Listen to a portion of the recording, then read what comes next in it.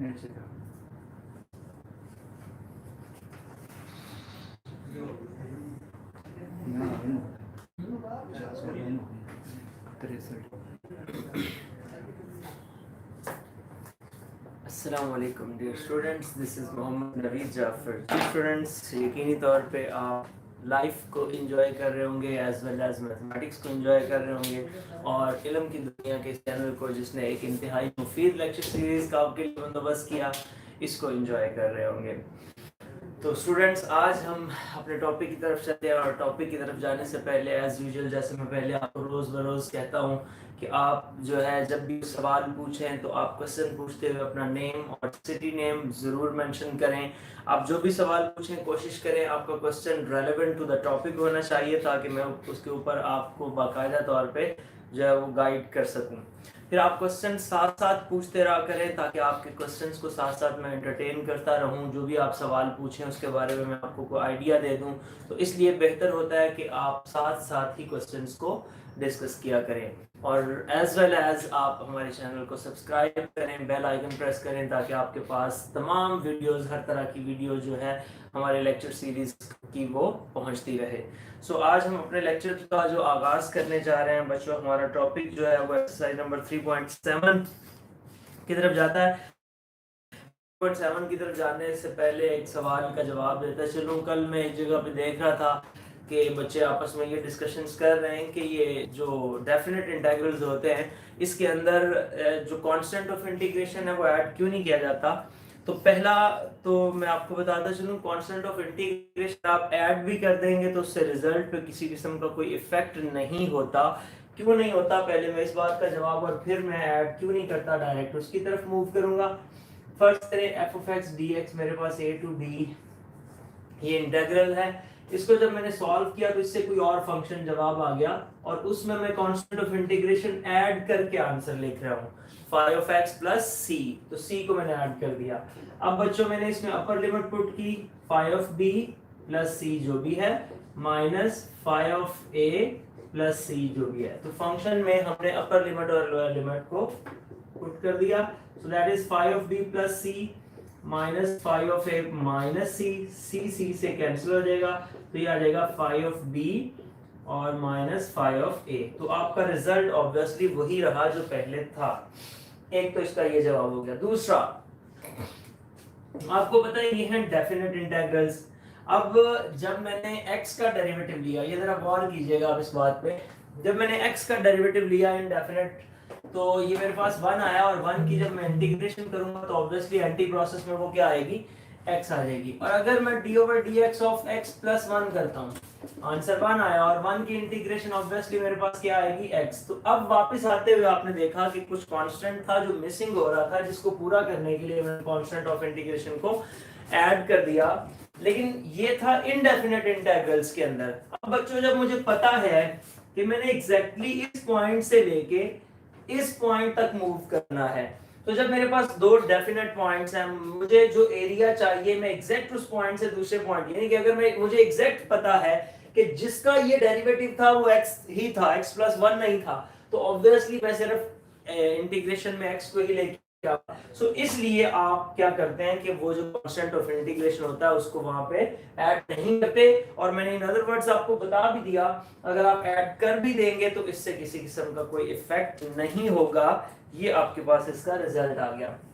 Anyways, ये तो उस क्वेश्चन का आंसर था तो कल मैंने देखा। अब मैं आता हूं आपकी एक्सरसाइज नंबर 3.7 की जानब। अब बच्चों एक्सरसाइज नंबर 3.7 एग्जैक्टली वही एक्सरसाइज है जो हम कल डिस्कस कर रहे थे 3.6 के बारे में। सो मैं इसके बारे में आपको कुछ आइडियाज देता हूं कि एक्सरसाइज नंबर 3.7 में एक्चुअली क्या है। अब एक्सरसाइज नंबर 3.7 में बच्चों जब आप बात करते हैं तो जैसे पहला क्वेश्चन है, कहता है find the area between the x axis and the curve y is equals to x plus x square plus 1। अब जरा आप गौर करें, क्वेश्चन नंबर 1 है फाइंड द एरिया कर्व उस एरी y is equals to x square plus 1 from x is equals to I think so 1 to 2, so 1 to 2 ये area find करना है। So, बच्चों मैं चाहता हूं सबसे पहले इसका ग्राफ बनाया जाए और देखा जाए कि बेसिकली हम क्या फाइंड करना चाहते हैं। सो ग्राफिकल रिप्रेजेंटेशन के लिए x इज इक्वल टू 1 से 2 ही हम अगर मैक्सिमम मूव कर लेते हैं, ये x है, ये y is equal to x square plus 1 है, तो अगर मैं 1 से 2 ही जाता हूं तो 1 पुट करने पे मेरे पास रिजल्ट आ जाएगा 2। 1/2 जब मैं पुट करूंगा तो बच्चों 1/2 स्क्वायर 1/4 प्लस 1, तो ये आ जाएगा 4/4, और फिर मैं इसमें सॉरी ये 1.5 पुट करना था, मतलब 1.5। 1 से 2 हमने मूव करना है ना, सो 1 से 2 मूव करते हुए ये 1.5 पुट करें तो ये आपके पास 1.5 स्क्वायर प्लस 1, मतलब 3/2 स्क्वायर प्लस 1, तो ये आ जाएगा 9/2 प्लस 1, मतलब 11/2। तो वो आपके पास जब आप कैलकुलेट करेंगे 5.5 समथिंग आ जाएगा, सो ये 5.5 आ गया।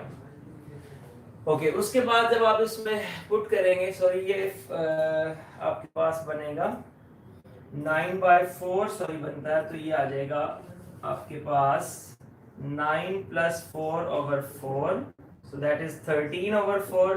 तो जब आप 13/4 को कैलकुलेट करेंगे तो 3 पॉइंट, ये आपके पास 2 के राउंड अबाउट वैल्यू आएगी 3.2। अच्छा, अब जब आपने 2 पुट किया तो आपके 2 पुट करने पर इसका जो रिजल्ट बनेगा वो आ जाएगा 5। सो इतनी वैल्यूज इनफ है।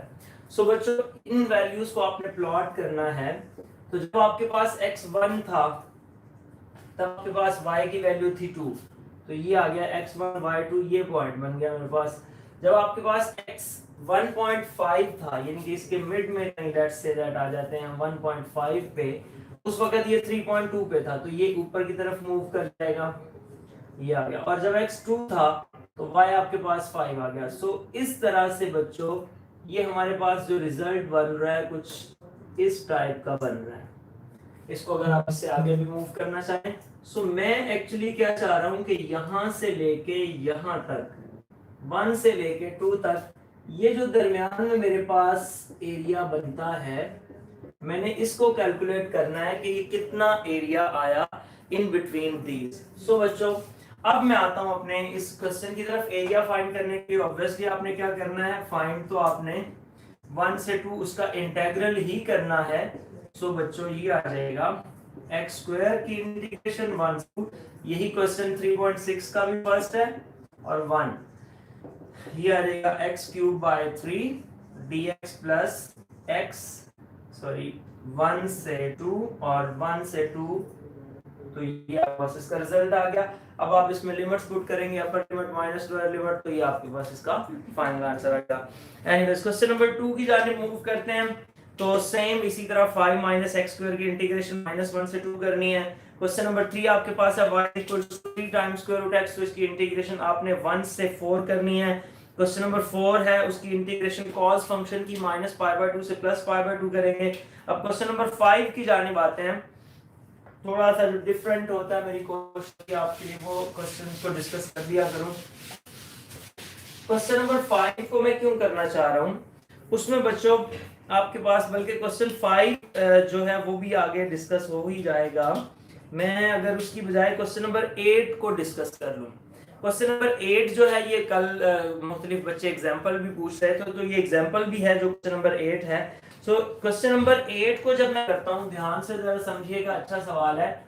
y is equals to x cube minus 4x, ये सवाल है मेरे पास, x क्यूब माइनस 4x। अब नंबर 1 तो बच्चों ये है कि जब आपके पास जो है वो एरिया जब आप कैलकुलेट करने जा रहे होते हैं, तो जब लिमिट्स ना हो तो सबसे पहला काम होता है लिमिट्स फाइंड करना। तो लिमिट्स फाइंड करने के लिए आपको क्या करना पड़ेगा, put y is equals to 0, ये आ जाएगा 0 is equals to x cube minus 4x, x common ले लें तो x square minus 4 is equals to 0, x plus 2 और x minus 2 is equals to, so ये आ जाएगा x is equals to 0, x plus 2 is equals to 0 और x minus 2 is equals to 0, मतलब x is equals to 0, x is equals to minus 2 और x is equals to plus 2। तो हमारे पास जो limits बन गई वो -2, 0 और 2 बन गई। ये x की 3 वैल्यूज आ गई। सो आमतौर पे तो हम देखते हैं upper limit lower limit 2 values होनी चाहिए, यहाँ पे हमारे पास x की 3 वैल्यूज आ रही हैं। सो क्या करना है, जरा इस पे गौर कीजिएगा। अब हमने इसकी इंटीग्रेशन जो करनी है, एरिया फाइंड करना है। पहले कि इसके मैं इसका एरिया फाइंड करूं, मैं इसका ग्राफ भी बना लूं, क्योंकि इसके अंदर एक बड़ा इंटरेस्टिंग कॉन्सेप्ट भी है, वो भी आपको जरा उसका भी आइडिया हो जाए। यहाँ पे x, यहाँ पे y is equal to x cube minus 4x। जी बच्चे -2 से +2 तक ही हम इसका ग्राफ बना लेते हैं। जब -2 पुट करेंगे तो इसका आंसर 0 आ जाएगा। आप बेशक कैलकुलेट करके देख सकते हैं। जब -1 पुट करेंगे बच्चों इसके अंदर तो -1 का क्यूब ये आ जाएगा -1 और +4 तो ये आ जाएगा +3। 0 पुट करने पे इसका आंसर 0, 1 पुट करने पे इसका आंसर 3 और 2 पुट करने पे इसका आंसर 0 आ जाएगा। सो ये तो इसका टेबल बन गया। अब इस टेबल को बच्चों हम कंस्ट्रक्ट करेंगे और बनाएंगे इससे एक ग्राफ। वो ग्राफ क्या होगा, इंटरेस्टिंग फैक्ट है, जरा गौर कीजिएगा। -1 -2 +1 +2 और इधर से मैक्सिमम वैल्यू 3 तक गई, इधर से -3 तक आई और ये दरमियान में हमारे पास 0 है। सो बच्चों आप गौर करें, 0 पे -2 पे इसका आंसर है 0, तो पहला पॉइंट तो बन गया ये। उसके बाद -1 पे इसका आंसर 3 आ जाता है, तो इस पे तो बन गया ये। 0 पे 0, 1 पे 3 -3 और 2 पे 0। मतलब जो इसकी कोई ग्राफिकल शेप हम बना रहे हैं कुछ इस टाइप से बन रही है। जो इसका ग्राफ बनेगा ये इसका ग्राफ बन गया। सो हम जो एरिया कैलकुलेट करना चाह रहे हैं वो हमारे पास जो है वो ये वाला एरिया है जो हमने कैलकुलेट करना है। सो बच्चों इस एरिया में जो एक इंटरेस्टिंग फैक्ट है वो ये है कि जब आपका ग्राफ जो है वो अबव द एक्स एक्सिस हो तो आप एरिया के साथ जो है पॉजिटिव साइन यूज करते हैं। जब आपका graph below the x axis हो तो आप इसके साथ जो है वो नेगेटिव साइन लगाएंगे। अब इसमें हम देखें -2 से 0 अबव द एक्स एक्सिस है और 0 से 2 बिलो द एक्स एक्सिस है। इसका मतलब है जब मैं इसकी इंटीग्रेशन करूंगा -2 से 2 जो भी फंक्शन है मेरे पास यहाँ पे ये ब्रेक हो जाएगा -2 से 0 f of x dx पे और प्लस 0 से 2 f of x dx पे। एक तो मैंने कंप्लीट फंक्शन को ऐसे लिख दिया। फिर मैंने देखा कि -2 से 0 जो था वो अबव द एक्स एक्सिस था, सो ये तो पॉजिटिव ही रहा। -2 से 0 fx और fx क्या है x क्यूब माइनस 4x लगा दे dx। और फिर मैंने देखा बच्चों जो 0 से 2 था वो बिलो द एक्स एक्सिस आ रहा था, तो 0 से 2 के साथ मैंने नेगेटिव साइन यूज किया। f of x की जगह पे मेरे पास आ जाएगा x cube minus 4x dx ये आ जाएगा। सो बच्चों अब इस क्वेश्चन को आगे सिंपली आपने सॉल्व करना है और ये क्वेश्चन हो जाएगा कंप्लीट। -2 से 0 x क्यूब dx -4 -2 से 0 x dx और ये माइनस आ जाएगा 0 से 2 x cube dx minus plus 4 0 से 2 x dx। सो आगे आपका काम है इसको सिंपली इंटीग्रेट करें और इसके अंदर जो है वो डिफरेंट वैल्यूज को लोकेट करें, आपका रिजल्ट आ जाएगा।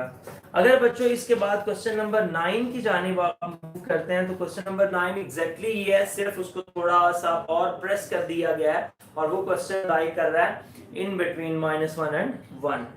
क्वेश्चन नंबर 10 सेम ऐसे ही आपने y² 3 - x का स्क्वायर रूट ले लें तो ये 3 - x स्क्वायर रूट हो जाएगा जिसकी कोई इंटीग्रेशन करनी है। 11 है cos x/2 की इंटीग्रेशन करनी है -पाई से पाई।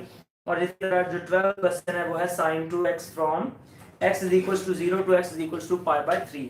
सो इस एक्सरसाइज का इंपॉर्टेंट और लास्ट क्वेश्चन जो है उसको हम डिस्कस करते हैं और वो आप देखिएगा क्या डिस्कशन हो रही है उसके अंदर, क्या उसकी जो आमतौर पे ये क्वेश्चन पूछा जाता है। और इस क्वेश्चन को हम डील करते हैं question number 13। Find the area between the x-axis and the curve y is equals to 2ax minus x²। इसको हमने जो है डील करना है। Question number 13। तो बच्चों ये है मेरे पास y is equals to 2ax minus x² ये आ जाएगा और यहाँ पे a के बारे में बताया गया कि ये एक पॉजिटिव टर्म है। अच्छा पहली बात ये है कि आपको ये पता चल जाए कि इससे ग्राफ क्या बनेगा। मैं तो ग्राफ ये जब बनाऊंगा तो मैं कहूंगा जी इसका ग्राफ जो है वो सेमी सर्कल बन रहा है। तो सेमी सर्कल, अब आप कहेंगे सेमी सर्कल कैसे बन रहा है, पहले तो ये बात है। तो सर्कल नुमा बना कैसे, पहले ये डिस्कशन। बच्चों सर्कल जब आप देखना चाहते हैं तो वैसे मैं आपको जनरली बताऊं, इसका स्क्वायर लेते हैं जब हम, तो ये आ जाएगा 2ax plus minus x square, इसको मैं लिख सकता हूँ x square plus y square minus 2ax is equals to 0, यानी कि इसको इधर ले आए। तो आपको पता है कि एक्स स्क्वायर वाई स्क्वायर के साथ अगर सेम कोएफिशिएंट हो और प्लस का साइन हो तो ये इक्वेशन ऑफ सर्कल बनती है। अब अगली बात है कि ये सेमी सर्कल कैसे है, तो वो इसकी लिमिट्स आपको थोड़ा बता देंगे इसके बारे में। अब आपने लिमिट्स के लिए क्या करना है, फॉर लिमिट्स, तो बच्चों लिमिट्स के लिए आपने put y is equals to 0, ये मेरे पास आ जाएगा 0 is equals to 2ax minus x square square root squaring, इसका दोनों साइड्स पे हमने स्क्वायर ले लिया। जब हम स्क्वायर करेंगे तो ये आ जाएगा 0 is equals to 2ax minus x square is equals to 0। यहाँ से बच्चों मेरे पास x कॉमन आ गया, 2a minus x is equals to 0 और x इज इक्वल्स टू 0 और यहाँ से x इज इक्वल्स टू 2 आ जाएगा। तो एक तो ये 0 से लेके 2a की तरफ मूव किया। अब आपके ज़हन में ख्याल आएगा कि मैंने इसको इस तरफ क्यों नहीं लेके आया, तो उसका भी जवाब देता है चलूं कि जब उसने ये कहा कि a पॉजिटिव है तो ऑब्वियसली मैं यहाँ से इस साइड पे मूवमेंट करूंगा राइट साइड पे, तो इसलिए ये 0 से 2a आ गया। ये तो लिमिट्स आ गई। अब मेरा ये क्वेश्चन एरिया का बना 0 से 2a और मैंने एरिया फाइंड करना है 2ax minus x square square root dx का। अब ये क्वेश्चन में गया। अब बच्चों इसकी तो इंटीग्रेशन फिलहाल हमारे पास जो है जो आप देख रहे हैं 2ax माइनस एक्स स्क्वायर जो है इसका इशू आ रहा है, तो आप इंटीग्रेशन कैसे करेंगे, ये आएगा 0 से 2a, उसके बाद आपके पास ये अगर आप इसमें से माइनस कॉमन ले लें तो x square minus 2ax dx आ जाएगा। उसके बाद बच्चों इसमें आप देखिएगा 0 से 2a ये मेरे पास आ जाएगा माइनस, और इसमें स्क्वायर कंप्लीट करने के लिए x square minus 2ax plus a square minus a square, a square को ऐड भी कर दें और सब्ट्रैक्ट भी कर दें। सो बच्चों ये आ जाएगा 0 से 2a माइनस ये आ जाएगा x माइनस a स्क्वायर और माइनस a स्क्वायर, ये आ गया dx के साथ 0 से 2a और ये आ जाएगा मेरे पास a square minus x minus a का स्क्वायर dx। ये मैंने इसको इस साइड पे और ये इसको इस साइड पे लिखा माइनस से मल्टीप्लाई करके।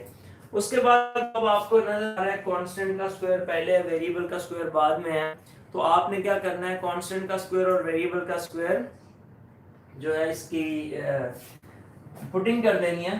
Put x minus a is equals to a sine theta और dx is equals to a cos theta d theta. अच्छा अब बच्चों जाहिर है जहां से पुटिंग हो रही होती है वहीं से आपने लिमिट्स को भी कैलकुलेट करना होता है। सो फॉर लिमिट्स आपने क्या कर देना है, और लिमिट्स बच्चों आपने इसमें ये किया लिमिट्स के लिए कि जब आपका x 0 था इधर, when x is equals to 0 so that is 0 minus a is equals to a sin theta minus a over a is equals to sin theta और sin inverse minus 1 is equals to theta means theta is equals to minus pi by 2, ये आ गया।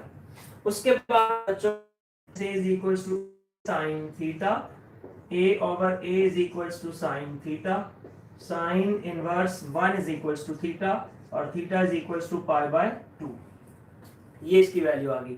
सो बच्चों दो आपके पास limits आ गई obviously, एक minus से और एक प्लस से। सो आप जब इसको लिखेंगे minus pi by 2 to plus pi by 2, तो बच्चों इस जगह पे जिसको आप इस जगह पे जब पुटिंग करेंगे तो ये हमारे पास आ जाएगा पहले a square minus x minus a की जगह पे अब हम रिप्लेस कर रहे हैं a साइन थीटा, तो ये आ जाएगा a साइन थीटा का square a square sine square theta, और आगे आना है dx की वैल्यू। dx की वैल्यू मेरे पास बच्चों है a cos theta d theta, तो ये आ जाएगा a cos theta d theta. So ये आ गया minus pi by 2 to plus pi by 2, a square common 1 minus sine square theta जो कि cos थीटा के इक्वल होता है, और cos स्क्वायर थीटा का स्क्वायर रूट वो खत्म हो जाएगा, तो ये आ जाएगा a cos थीटा और साथ भी a cos theta d theta. So बच्चों a स्क्वायर कॉमन ले लें minus pi by 2 to plus pi by 2, ये हो जाएगा cos square theta d theta. अब बच्चों cos स्क्वायर थीटा का क्वेश्चन आपने पहले भी जो है वो कई दफा किया हुआ है। सो आप इसको लिखें A square minus pi by 2 to plus pi 2 1 plus cos theta over 2 D theta. ये आ गया ए स्क्वायर बाय 2, 1 के इंटीग्रेशन में थोड़ा डायरेक्ट करूंगा, 1 की इंटीग्रेशन हो जाएगी थीटा और डिवाइडेड बाय 2, ये लिमिट है माइनस पाई बाय 2 से पाई बाय 2। उसके बाद ये बच्चों आ जाएगा, उसके बाद आएगा आपके पास प्लस cos थीटा की जो इंटीग्रेशन होती है वो होती है sin थीटा ओवर 2 और लिमिट है माइनस पाई बाय 2 से प्लस पाई बाय 2। अब इसमें हम अपर लिमिट और लोअर लिमिट को रिप्लेस करेंगे और देखेंगे हमारा आंसर क्या बनता है। तो जब आप अपर लिमिट और लोअर लिमिट को रिप्लेस करते हैं तो बच्चों ये आ जाएगा ए स्क्वायर बाय 4 साइड पे पहले आ जाएगा पाई बाय 2, अपर लिमिट होगी minus plus pi by 2 lower limit होगी, और इसमें जब आप पुट करेंगे तो ये आपके पास आंसर 0 आ जाएगा। सॉरी यहाँ पे cos थीटा था तो ये 2 थीटा होगा, इस तरह से 2 थीटा, तो ये डिवाइडेड बाय मेरे पास इधर 4 भी बनेगा, एक 2 उसका और एक इसके साथ जो है आपके पास आ जाएगा। सो ये रिजल्ट हमारे पास 0 हो जाएगा, यहाँ से a स्क्वायर बाय 4 और ये आ जाएगा पाई। सो मेरे पास a square pi by 4 square units, ये इसका रिजल्ट आ गया, इस तरह से इसका जवाब आ गया। ओके बच्चों, ये इस तरह से हमारा हुआ क्वेश्चन नंबर 13 भी कंप्लीट। और 13 जो है 3 पॉइंट, अब हम चलते हैं 8 की जानिब। और 3.8 को डिस्कस करने से पहले मैं थोड़ा सा आपको जो है आइडिया देता चलूं कि मेन डेफिनेशंस का जो इसमें यूज होंगी। सो उन डेफिनेशंस की तरफ मूव करते हैं। सबसे पहले बच्चों आपकी जो आखिरी एक्सरसाइज एक्चुअली ये है application of derivative, sorry integration. तो आपने एप्लीकेशंस देखनी है कि इंटीग्रेशन आपकी कहां कब कैसे यूज होती है। तो एप्लीकेशंस के अंदर बच्चों आपने देखा, सबसे पहले तो आपको पता होना चाहिए कि डिफरेंशियल इक्वेशन क्या होती है। डिफरेंशियल इक्वेशन, सो बच्चों कोई भी ऐसी इक्वेशन जिसमें डेरिवेटिव्स इस्तेमाल हो जाएं उसको डिफरेंशियल इक्वेशन कहते हैं। मिसाल के तौर पे dy by dx is equals to x, उसमें डेरिवेटिव का यूज हो गया। एक डेरिवेटिव हो या हजार डेरिवेटिव्स हो, डेरिवेटिव्स का इस्तेमाल होने से वो इक्वेशन बन जाती है, डिफरेंशियल इक्वेशन बन जाती है। फिर डिफरेंशियल इक्वेशंस की आगे मेन दो टाइप्स हैं। एक को हम कहते हैं ordinary differential equation, ordinary differential equation, और इसको इन शॉर्ट बोलते हैं ODEs।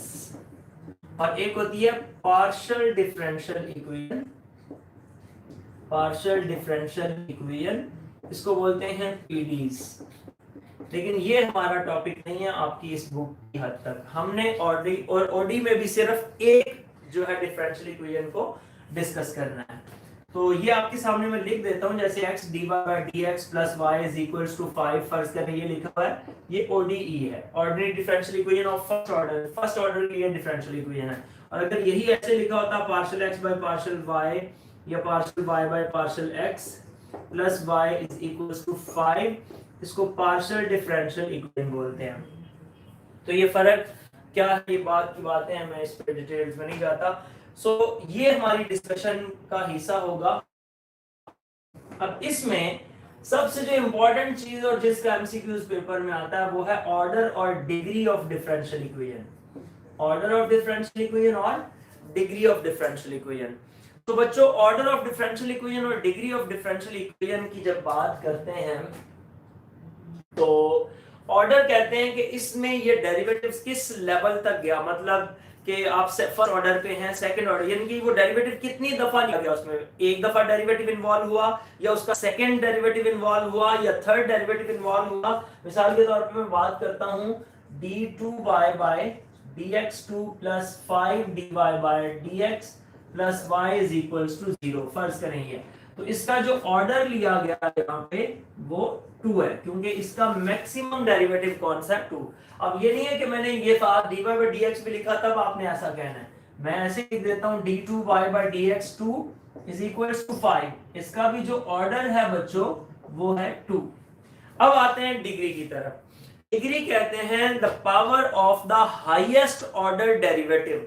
अब मिसाल के तौर पे मैं डिग्री पूछता हूं इसी में से, तो हाईएस्ट ऑर्डर डेरिवेटिव की जो पावर होगी, अब देखें इसकी एग्जांपल कुछ इस तरह से ले लेता हूं, d2y/dx 2 प्लस 5dy/dx, इसकी पावर में मैं 10 लिख देता हूं, plus y is equal to 0, ताकि आप एक जो है वो धोखा खाएं। अब यकीनी तौर पे मोस्टली बच्चे ये सोचते हैं कि डिग्री से मुराद होती है जो उसकी पावर होती है, बड़ी पावर। अब वो देख रहे होंगे 10 की जानिब, जबकि ऑर्डर यहाँ पे ये नहीं है। मैंने कहा था power of the highest order derivative, तो हाईएस्ट ऑर्डर डेरिवेटिव ये है और इसकी टोटल पावर क्या है, 1 है। लिहाजा इसका जो ऑर्डर है वो 2 है और इसकी जो डिग्री है वो 1 है। लिहाजा आपने किसी भी इक्वेशन में उसका हाईएस्ट ऑर्डर डेरिवेटिव देखना है, वहीं से ऑर्डर और वहीं से डिग्री आएगी। मिसाल के तौर पे अगर इसी को मैं लिख देता d2y/dx 2, इसका क्यूब लिख दूं 5dy/dx, इसके ऊपर 10 लिख दूं और इज इक्वल्स टू 3 लिख दूं। अब इसका ऑर्डर 2 और डिग्री 3 है। अब मैं आपके सामने एक डिफरेंशियल इक्वेशन लिखूंगा, आपने मुझे कमेंट्स में बताना है कि इसका ऑर्डर क्या है और डिग्री क्या है। सो देखते हैं कौन से बच्चे इसको समझ सके और कौन से नहीं समझ सके। ये एग्जांपल इसलिए ताकि आपको आइडिया हो जाए इस बात का कि आपने ये बात समझी या नहीं। d3y/dx 3 plus 5 d4y/dx 4 plus 3 dy/dx raise to power 100 is equals to 500y, और इधर मैं कर देता हूं ओके। ये मेरे पास है, आपने बच्चों जितनी जल्दी हो सकता है इसका ऑर्डर भी बताना है और इसकी डिग्री भी बतानी है। सो मैं आपके कमेंट्स का वेट कर रहा हूं कि आप क्या आंसर देते हैं।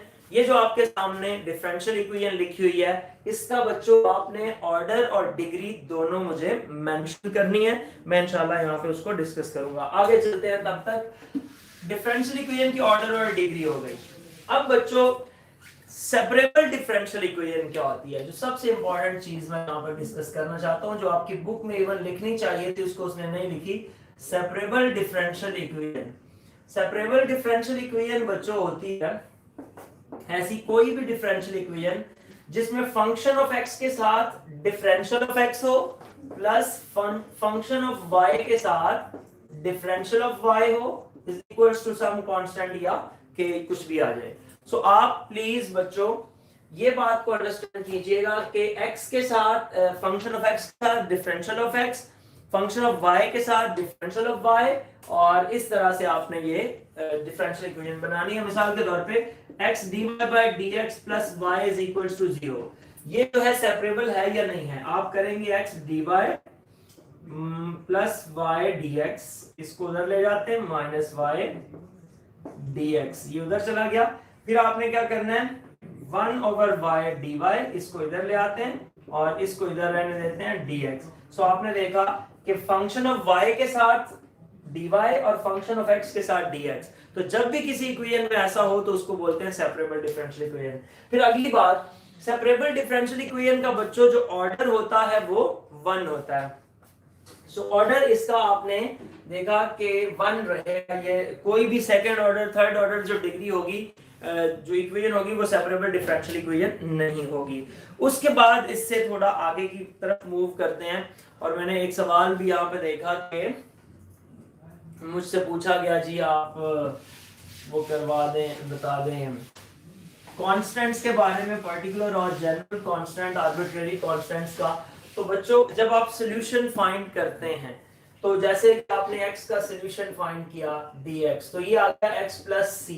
इसमें ये जो c है इसको हम आर्बिट्रेरी कांस्टेंट्स कहते हैं, आर्बिट्रेरी कांस्टेंट। और अगर मैं कोई भी इनिशियल या पर्टिकुलर कंडीशन से इस c की वैल्यू को कैलकुलेट कर लूं, आगे आती हैं इनिशियल और जो है पर्टिकुलर कंडीशन, इनिशियल कंडीशंस और बाउंड्री कंडीशंस। उन इनिशियल और बाउंड्री कंडीशन से बच्चों में जब c की वैल्यू फाइंड करूंगा, आखिरी कुछ क्वेश्चंस हैं इनिशियल और बाउंड्री कंडीशंस के, तो जब मैं उन कंडीशन से ये फाइंड करूंगा तो ऑब्वियसली मेरे पास जो रिजल्ट बनेगा वो हम उसको जो है वो देखेंगे कि वो रिजल्ट क्या है। ओके, अब बच्चों ये तो हो गया ऑर्डिनरी और ये आर्बिट्रेरी कांस्टेंट्स की बात, और जो है आपके पास ये पर्टिकुलर कांस्टेंट्स की। अब एक पर्टिकुलर सॉल्यूशन होता है और एक जनरल सॉल्यूशन होता है। जनरल सॉल्यूशन वो होता है जैसे मैंने अभी आपके सामने लिखा था x plus c, that is called general solution, जब उसमें जो कांस्टेंट है वो आर्बिट्रेरी है। और अगर आप उस आर्बिट्रेरी कांस्टेंट को पर्टिकुलर कांस्टेंट में रिप्लेस कर देते हैं तो वो आपका सॉल्यूशन जो है वो पर्टिकुलर सॉल्यूशन बन जाता है। ओके बच्चों, अब हम आते हैं आपकी एक्सरसाइज की जानिब। और एक्सरसाइज के अंदर जो डिस्कशन होगी, पहले क्वेश्चन नंबर 1 में से कोई एक पार्ट करता हूं और फिर हम आगे की तरफ मूव करेंगे। क्वेश्चन नंबर 1 कहता है check that each of the following equations written against the differential equation is its solution.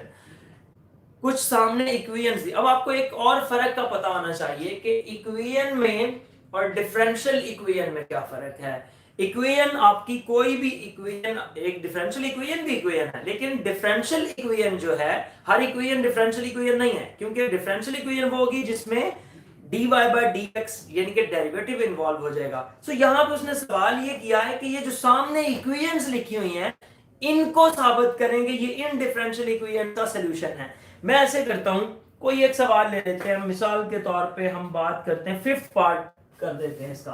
Question number 1 part number 5 मेरे पास है dy by dx is equals to y square plus 1 over e raised to power minus x, और जो different equation लिखी हुई है वो है y is equals to tan of e raised to power x plus c। ये equation लिखी हुई है।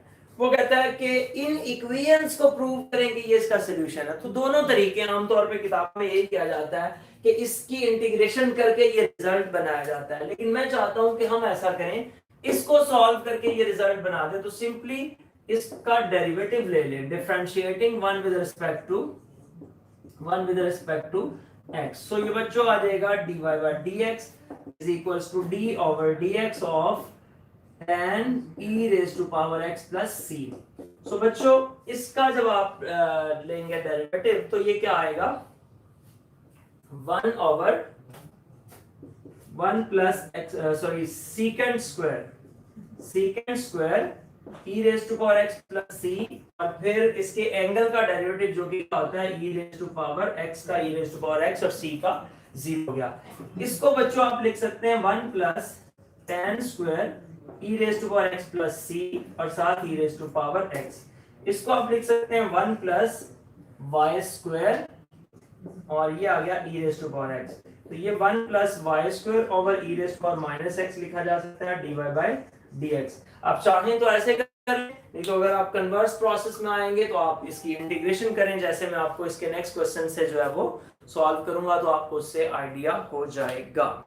ओके बच्चों, अब हम बात करते हैं, इससे थोड़ा आगे मूव करते हैं और क्वेश्चन नंबर 2 की जानिब आते हैं। क्वेश्चन नंबर 2 में बच्चों इसके जो पहले सवाल हैं कुछ, वो तो आपके लिए इजी हैं, वो आप इजीली उसको कर सकते हैं। मैं आपके क्वेश्चन को देख के उसके मुताबिक वो पार्ट्स कर देता हूं। जी मुझे ये कहा गया है कि आपने करना है 18 और 12। ठीक है जी बच्चे, मैं 12 से आगाज कर रहा हूं क्योंकि 12 से ऊपर कोई भी क्वेश्चन फिलहाल नहीं पूछा गया। तो क्वेश्चन नंबर 12 से आगाज कर रहा हूं, इसमें सेकंड पोर्शन के क्वेश्चन नंबर 12 से। अब 12 से ऑनवर्ड फिर हम इसको डिस्कस कर लेते हैं। जी बच्चों, अब क्वेश्चन नंबर जो 12 है यहाँ पे वो है x square minus y x. Question 12 x square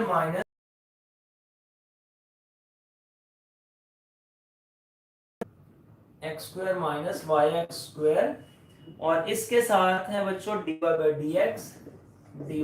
dx, फिर है plus y square plus x Y square is equals to 0।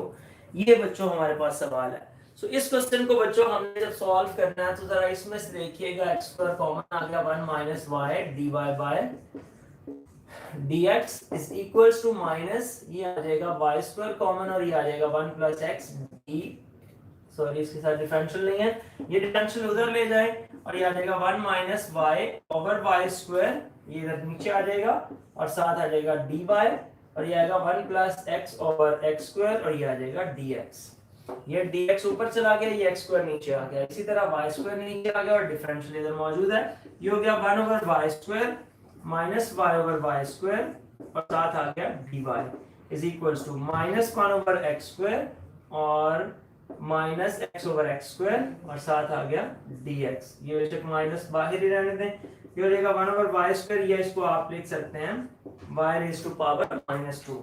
सो बच्चों ये हो जाएगा माइनस 1 ओवर y और ये आ गया dy इक्वल्स ये आ जाएगा minus x raise to power -2 dx और plus 1 over x dx। dx common ही लिख दें। अब आप इसको इंटीग्रेट करें, y raise to power -2 dy minus 1 over y dy equals to minus x square raise to power -2 dx और minus 1 over x dx। लो बच्चों ये हमारे पास आ जाएगा, इसकी जब आप इंटीग्रेशन करेंगे तो y raise to power -1 over -1 आ जाएगा, क्योंकि इसकी पावर में क्या ऐड करेंगे तो -2 प्लस 1 ओवर ये आ जाएगा और ये आ जाएगा माइनस लॉग y इक्वल्स ये आ जाएगा minus x raise to power -1 over -1 और ये आ जाएगा minus log x plus c। और जब लॉग आ रहे हो तो जो कांस्टेंट ऑफ इंटीग्रेशन होता है वो भी कोशिश करें आप जो है वो लॉग में ही रिप्लेस करने की। सो बच्चों ये आ जाएगा minus y raise to power -1, इसके साथ भी लॉग ही लिख लें, माइनस लॉग y, ये x raise to power -1 log e और बच्चों ये आ जाएगा माइनस लॉग x और प्लस लॉग c, सारे लॉग बना लें। तो ये आ जाएगा log e raise to power 1 over y, ये इसको ऊपर ले गए, बेसिकली ये बन रहा था -1 ओवर, सॉरी इस तरह करें माइनस और ये आ जाएगा y रेज़ टू पावर -1, ये minus log y is equals to log e raise to power -x, sorry x raise to power -1 और minus log x plus log c। So इसको जब हम लिखेंगे तो ये बच्चों हमारे पास आ जाएगा log e raise to power -1 over y minus log y, या उसी तरह लिखें e raise to power this, और इन दोनों को जब हम लिखेंगे तो ये एक लॉग में आएगा -1 ओवर और इसमें आ जाएगा हमारे पास y, नीचे आ गया। सो बच्चों इसके बाद जब हम इधर आएंगे इक्वल्स तो ये आ जाएगा log c e raise to power x raise to power -1 over x। So ये लॉग से लॉग कैंसिल, तो e raise to power -y raise to power 1 over y और over y is equals to c e raise to power -x। तो या बेशक इनको भी साथ ऐसे लिख लें y रेज़ टू पावर -1 और c x e raise to power x raise to power -1 और -1, इसको भी ऊपर ले आए। तो इस तरह से ये आपका रिजल्ट आ गया। सो बच्चों इसके बाद हम चलते हैं क्वेश्चंस आपके देखते हुए, क्वेश्चन नंबर 13 14 का भी कहा गया। 13 14 में क्वेश्चन 13 तो वेरी सिंपल है, 14 मैं कर देता हूँ। क्वेश्चन 13 के अंदर आपने इसी तरह सेपरेबल करना है, तो फंक्शन के ऊपर उसका डेरिवेटिव, नीचे फंक्शन, ऊपर डेरिवेटिव जो है वो बन जाएगा, तो आपका वो क्वेश्चन सॉल्व हो जाएगा। ओके बच्चों अब हम आते हैं क्वेश्चन नंबर 14 की जानिब और फिर आखिरी 2-3 सवाल करके इसको वाइंड अप करूंगा, क्योंकि बाकी जो है वो हम साथ साथ लिंक आपको शेयर कर दिए गए होंगे, वो लिंक से आप बाकी की एक्सरसाइज जो मैंने करवाई हुई है वो भी देख लीजिएगा। वैसे मैंने क्वेश्चन नंबर 14 ऑलरेडी भी करवाया हुआ है। क्वेश्चन नंबर 14 में है y minus X D Y by D X, ये आ गया। इसके बाद है is equals to 2 into Y square plus D Y by D x, D Y by D X, ये आ गया बच्चों। ये आ जाएगा y minus X D Y by D X is equals to 2y square और plus 2 D Y by D X. ये आ जाएगा y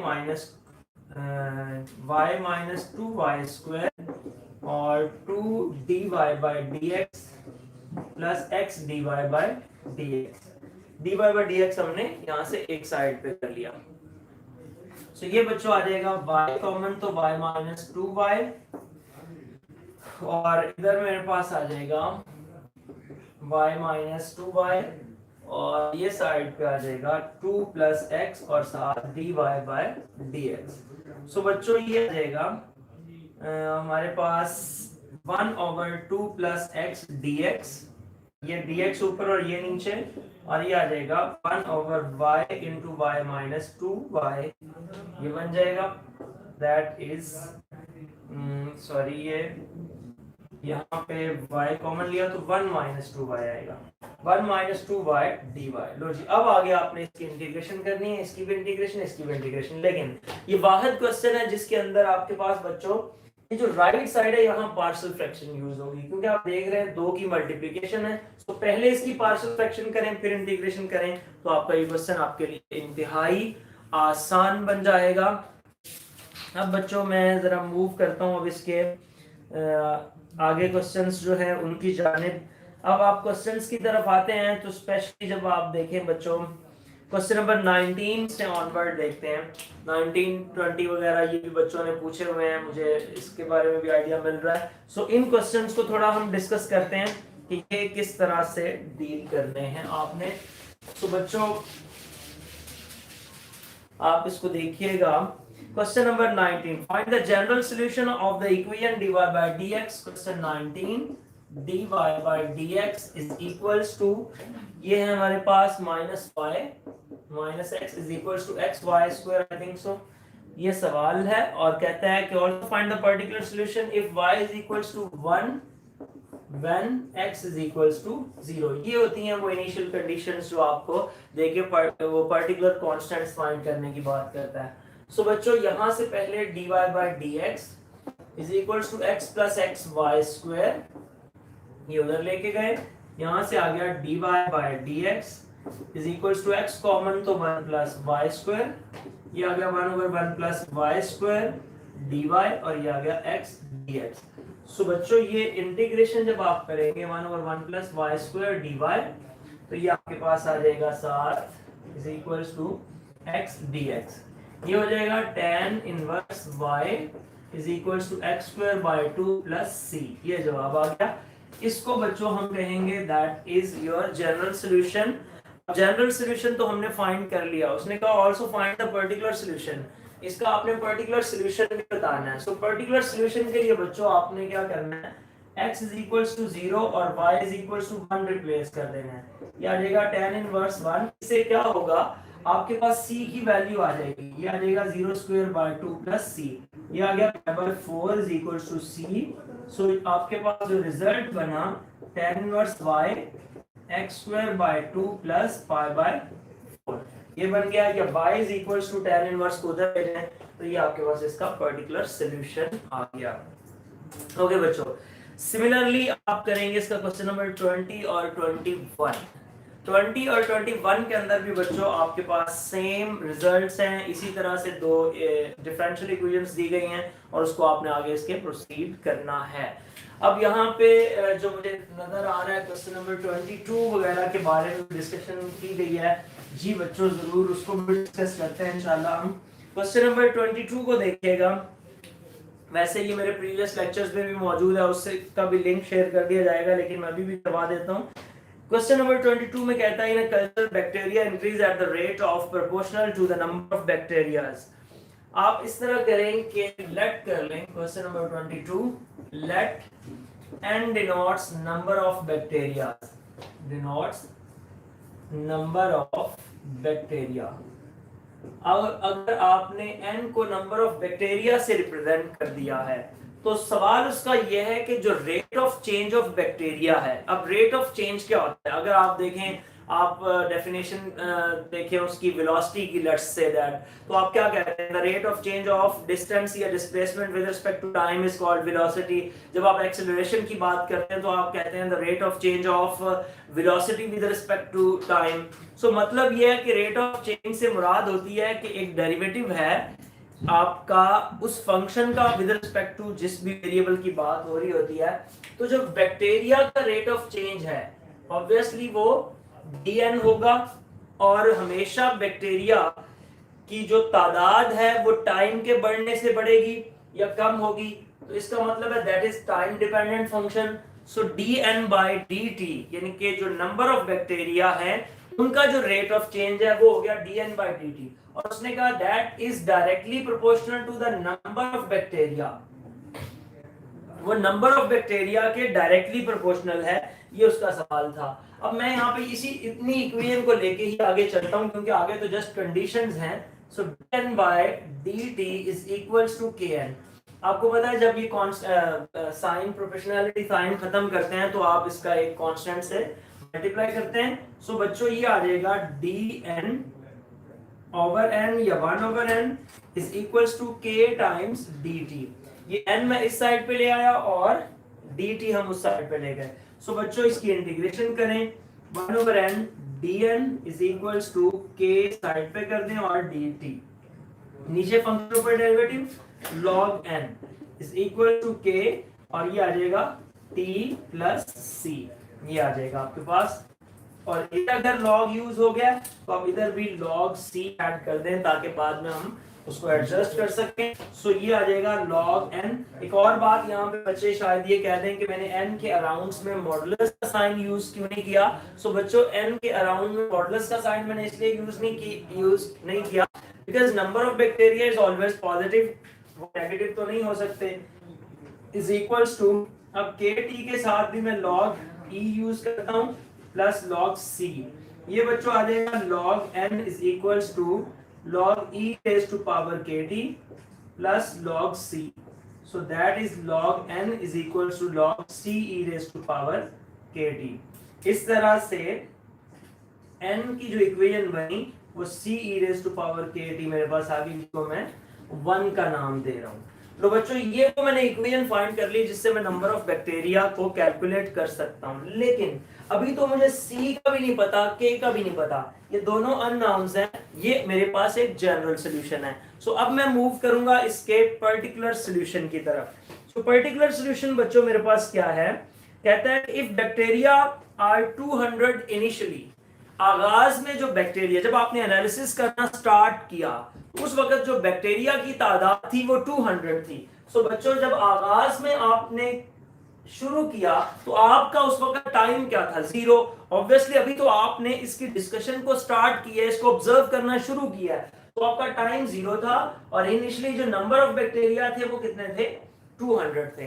सो यहाँ इसमें पुट करें, ये आ गया 200 is equals to c e raised to power k times 0। ये मेरे पास आ जाएगा 200 is equals to c e raised to power 0, 200 is equals to c, तो ये आ गई c की वैल्यू। सो 1 बिकम्स, आपकी जो पहली इक्वेशन थी वो आ गई n is equals to 200 e raised to power kt, which is number 2। तो बच्चों एक तो कांस्टेंट आ गया हमारे पास एक कंडीशन से। अब चलते हैं हम जरा सेकंड कंडीशन के ऊपर। तो सेकंड कंडीशन में वो ये कहता है कि फाइंड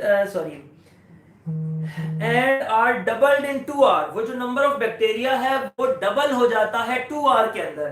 तो जब 2r के अंदर डबल होगा, सेकंड कंडीशन आपके पास आ गई। सेकंड कंडीशन ये है बच्चों कि बैक्टीरिया जो है वो डबल हो जाएगा 2r में, तो t आपका 2 हो गया और जो बैक्टीरिया की तादाद है अब वो 400 हो गई, क्योंकि पहले आगाज में 200 थी। तो ये मेरे पास आ जाएगा 400 is equals to 200 e raised to power k into 2। यहां से ये कैंसिल होके 2 is equals to e raised to power 2k, दोनों तरफ log ले लें, log 2 is equals to log e raised to power 2k, log 2 is equals to 2k log e हो जाएगा 1, 2 को इधर ले आए, 1/2 log 2 is equals to k, और बच्चों k की वैल्यू फिर मेरे पास आ जाएगी k is equals to log 2 और इसकी पावर 1/2, ये आ जाएगा। सो बच्चों ये मेरे पास बन गया k। अब फाइनली इस 2 में मैं k प्लेस करूंगा। सो 2 बिकम्स, जो मेरे पास इक्वेशन 2 है वो बन जाएगी n is equals to 200 e raised to power k, और साथ आ जाएगा बच्चों k के साथ t, और t है k की जगह आएगा log 2 1/2, और जो मेरे पास t है वो इसके पास साथ मल्टीप्लाई हो जाएगा। सो ये आ जाएगा n is equals to 200 e raised to power log 2 raised to power t by 2, वो पावर ऊपर चलेगी। ये जो log और एक्सपोनेंशियल्स होते हैं ये एक दूसरे का इन्वर्स होते हैं, ये खत्म हो जाएंगे तो मेरे पास जो रिजल्ट बनेगा वो बनेगा 200 और ये आएगा 2 raised to power t by 2 which is number 3। सो बच्चों, इन कंडीशंस के मुताबिक ये मेरे पास एक ऐसा रिजल्ट आ गया है जिसको मैं टी को चेंज करके, अगर आगाज में बैक्टीरिया की तादाद 200 है, 2 घंटे के बाद 400 हो जाती है, तो इस कंडीशंस के मुताबिक, इन कंडीशंस के मुताबिक ये एक ऐसा रिलेशन आया है कि अब मैंने सिर्फ टाइम चेंज करना है और बैक्टीरिया की तादाद मैं यहां से कैलकुलेट करता जाऊंगा। सो टी को मैं 2 रखूंगा तो वो रिजल्ट आ जाएगा जो पहले मैं डिस्कस कर चुका। टी को मैं आपके पास देखें, अगर टी को 2 रखते हैं, ये कैंसिल 2 into 200 400, तो उसने यही कहा बैक्टीरिया जब 2 घंटे होंगे तो 400 हो जाएंगे। सो ये आपके पास एक ऐसा रिलेशन आ गया जिसकी मदद से आप बैक्टीरिया की जो तादाद है उसको बच्चों आप कैलकुलेट कर सकते हैं।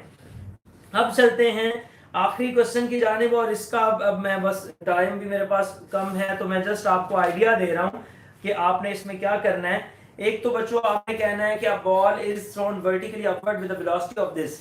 एक बॉल है जिसको वर्टिकली आपने जो थ्रो किया है, तो जब आप किसी भी बॉल को वर्टिकली थ्रो करेंगे तो वर्टिकली थ्रो करने पर उसमें जो एक्सेलरेशन में चेंज होता है वो क्या होता है, जिसको आप क्या बोलते हैं, ग्रेविटेशनल एक्सेलरेशन बोलते हैं। तो जो change in velocity with respect to time and that equals to minus G. सिर्फ ये एक टेक्निकल पॉइंट है, बाकी इसमें कोई ऐसी बात नहीं है। सो माइनस आपने उसको कैलकुलेशन में लेना है, D V by D T is equals to minus G. अब जब आप माइनस जी सपोज कर लेंगे, उसके बाद उसने वेलोसिटी आपको दे दी 2450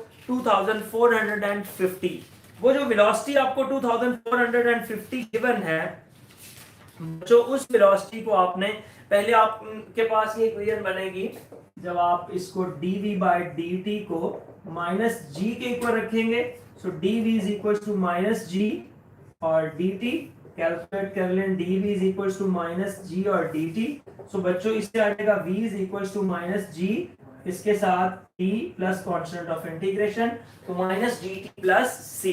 इस तरह से ये आपके पास एक इक्वेशन बनेगी। इसमें आप अपनी इनिशियल कंडीशंस को यूज करेंगे। तो वेलोसिटी आगाज में आपको दी गई 2450 उस वेलोसिटी को टाइम जीरो रखते हुए उसमें रिप्लेस करें।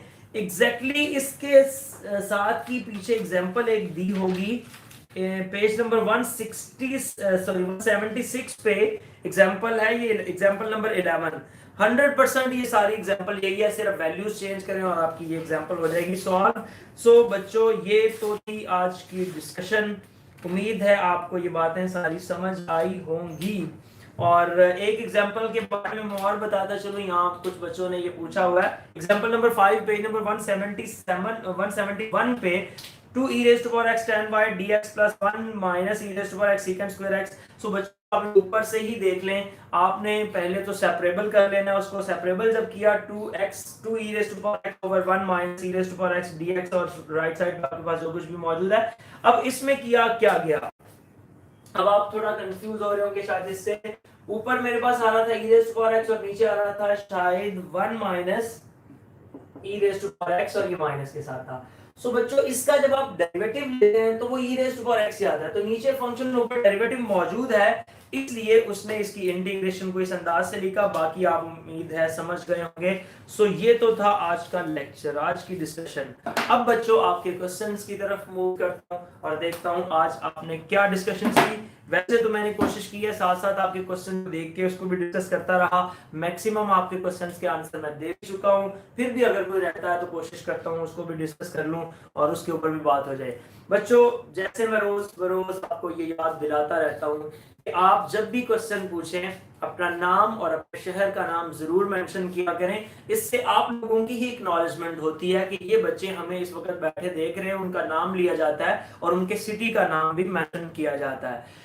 दूसरा बच्चों मैं आपको बारहा दफा ये बात याद करवा चुका हूं कि हम जो भी एक्सरसाइज करवा रहे हैं, आपको पता है मेरे सारे लेक्चर्स मौजूद हैं इन्हीं टॉपिक्स के ऊपर, तो उसका लिंक साथ साथ शेयर कर दिया जाता है। उन लिंक्स पे क्लिक करके आप उनमें जो मिसिंग क्वेश्चन अभी जो इतने शॉर्ट टाइम में 2-2 3-3 एक्सरसाइज नहीं होती, तो वो उधर साथ लिंक शेयर करवा दिया करते हैं हम, तो उसको जरूर सुना करें। और एज वेल एज अगर आप चाहते हैं आपका भला हो और साथ साथ आपके दोस्तों का भी भला हो, तो आप इस चैनल को खुद भी सब्सक्राइब करें और दोस्तों को भी बताएं कि वो ज़्यादा से ज़्यादा इस चैनल को सब्सक्राइब करें, ताकि आप लोगों के लिए जितने दिन रह गए ये ज़्यादा से ज़्यादा हम वर्किंग कर सकें, आपके लिए ज़्यादा से ज़्यादा अच्छा काम कर सकें। तो चैनल को सब्सक्राइब करें और बेल आइकन को प्रेस करें।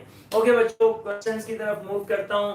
पहला सवाल है प्रिंसेस जूना की तरफ से, सर डिफरेंशियल इक्वेशंस का कॉन्सेप्ट क्लियर कर दीजिएगा फ्रॉम सियालकोट। ऑब्वियसली आपका कॉन्सेप्ट क्लियर हो गया होगा। जॉब्स इंफॉर्मेशन सेकंड क्वेश्चन है, इसमें अबव बिलो का कॉन्सेप्ट नहीं है।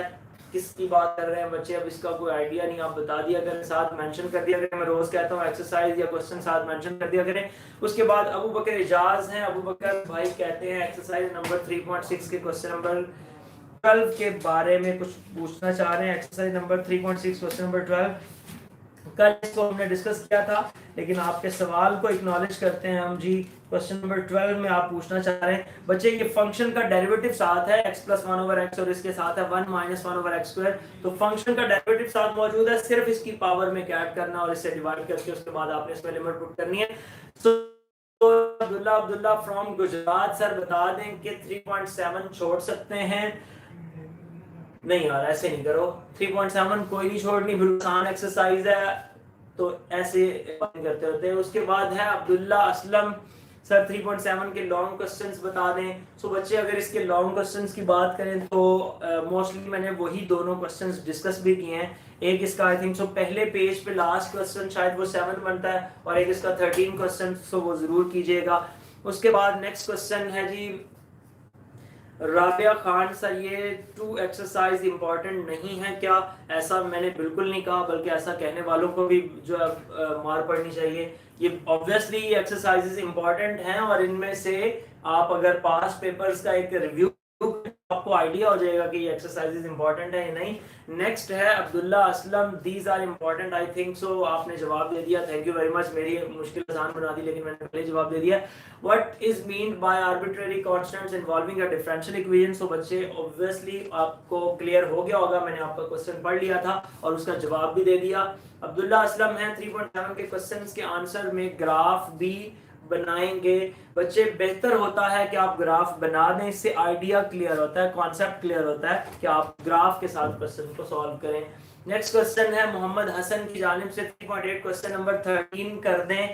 तो क्वेश्चन नंबर 13 आई थिंक सो मैंने बता भी दिया उसके बारे में। 3.8 क्वेश्चन नंबर 13 बच्चे, इसमें आप पहले secant square tan y dx is equals to minus secant square y tan x करें, दूसरी साइड पे ले जाएं, फिर tan x को इधर नीचे ले आएं और tan y को उधर नीचे ले जाएं। तो आपके पास ये कुछ इस तरह से स्टेटमेंट बनेगी कि tan secant square x over tan x dx is equals to minus secant square y over tan y dy। तो log tan x is equals to minus log tan y, इस तरह से इसका जवाब आ जाएगा। सो ये आसान क्वेश्चन है, मुश्किल नहीं है, ये भी हो गया। उसके बाद है बच्चों नेक्स्ट किसी ने पूछा है, आमना खालिद ने, एक्सरसाइज 3.9 एंड 3.8 का स्पेसिफिक क्वेश्चंस बता दें। सो बच्चे 3.9 तो है कोई नहीं, और 3.8 के स्पेसिफिक क्वेश्चंस मैंने आज इंशाल्लाह मैं कोशिश करूंगा यहाँ पे एक पीडीएफ फाइल अपलोड करवा दूं, तो वो आपको आइडिया हो जाएगा। नेक्स्ट है बच्चे 3.7 की एग्जांपल करवा दें। 3.7 की एग्जांपल ओके, ये नाम लिखा करें यार, ओके 15 ओके क्या होता है। तो एग्जांपल्स के ऊपर लेक्चर हमारा आ रहा है। 3.9 तो है नहीं, मनाहिल ने जवाब दे दिया जी। उसके बाद है मोहम्मद हसन है 3.7 3.8 के इंपॉर्टेंट क्वेश्चंस भी बता दें। इंपॉर्टेंट के बारे में मैं इंशाल्लाह वो आपको एक फाइल अपलोड करवा देता हूँ। नेक्स्ट है अबू बकर इजाज, कहते हैं 3.6 क्वेश्चन नंबर 12 के बारे में बता दें। सो बच्चे बता दिया। नेक्स्ट आयत and Maimuna example number 5 page number 171। सो बच्चे मैंने आपका क्वेश्चन पढ़ लिया था, सो आपको जवाब भी दे दिया। माहम रब्बानी हैं, सर सैंडविच थ्योरम भी समझा दें। बच्चे आप जिस दिन मैंने ये लेक्चर सीरीज का आगाज किया उस दिन की लेक्चर सीरीज में देखें, मैंने उस जो थ्योरम को करवाया भी, लेकिन एक्चुअली वो सैंडविच थ्योरम नहीं है, मैंने उस दिन भी बताया। और वैसे भी उस का लिंक भी हम इसके नीचे भी आपके लिए शेयर कर देते हैं। अरसलान अजीज ने जवाब दिया था कि जी डिग्री 4 है और सॉरी ऑर्डर 4 और डिग्री 1 है, एग्जैक्टली बच्चे ऐसे ही था, शाबाश, वेल डन। उसके बाद है सबीला फ्रॉम विहाड़ी, उन्होंने पूछा सर 3.8 के क्वेश्चन नंबर 18 और 12 करवा दें। 18 और 12, तो बच्चे 18 और 12 12 मैंने करवा दिया आपको, और 18 इधर आपके पास e raise to power x plus e raise to power minus x है, उसको नीचे लेके आए, नीचे फंक्शन ऊपर डेरिवेटिव होगा log e raise to power x plus e raise to power minus x, इसकी इंटीग्रेशन बन जाएगी। नेक्स्ट क्वेश्चन है जी अरसलान के बाद अरसलान अजीज का 3.8 क्वेश्चन नंबर 11 एंड 12 करवा दें। 12 करवा दिया, और 11 भी बच्चे इसमें कोई ऐसा इशू नहीं है, अगर आप सेपरेबल कर लेते हैं तो आपके लिए बिल्कुल आसान हो जाता है। वैसे आप मेरी वो जो एक्सरसाइज लिंक शेयर कर दिया जाएगा, उसमें देख लीजिएगा। नेक्स्ट क्वेश्चन है स्नेक शैडो गेमर, बहुत खतरनाक किस्म के नाम रखते हैं, मुझे डर लगना शुरू हो जाता है। Anyways question number 1 part number 5 exercise number 3.8, सो मैंने वो पहले ही करवा दिया हुआ है। उसके बाद नेक्स्ट क्वेश्चन है जी आयशा अली गुजरात से पूछती हैं सर 3.8 के लास्ट 21, 22, 23। सो बच्चे आपके क्वेश्चन को मैंने जरूर एक्नॉलेज किया और ऑलरेडी वो हो गए हैं। नेक्स्ट है खदीजा इरम, क्वेश्चन नंबर 21 भी करवा दें। क्वेश्चन नंबर 21, ये बच्चे जब ds by dt is equals to 2st, जब इक्वल्स करोगे तो वो माइनस 2st हो जाएगा, और माइनस 2st जब आप इधर से dt को ऊपर लेके जाएंगे तो ये आएगा ds is equals to, s को नीचे ले आए, 1/s ds is equals to -2t, और इसकी आप इंटीग्रेशन कर दें तो ये आपका क्वेश्चन सॉल्व हो जाएगा। नेक्स्ट क्वेश्चन है जी ये Ariz Awan sir what about sandwich theorem. Sandwich theorem बच्चे आप लोगों को मैंने बताया कि वो फर्स्ट चैप्टर में मैंने उसके ऊपर डिस्कशन की, लेकिन मैं फिर कहूँगा प्लीज उसको सैंडविच थ्योरम ना कहा करें, उसका नाम सैंडविच थ्योरम नहीं है। नेक्स्ट है जी पान खान फ्रॉम दरिया खान, सर MCQs कहाँ से करें, तो बच्चे इसका लिंक नीचे शेयर कर दिया जाएगा, इसको आप जरूर कीजिएगा। नेक्स्ट क्वेश्चन फिर है snake shadow gamer, sir differential equation question number 1, अगर डेरिवेटिव से किया जाए तो मार्क्स डिडक्शन तो नहीं होगी बच्चे, क्यों होगी?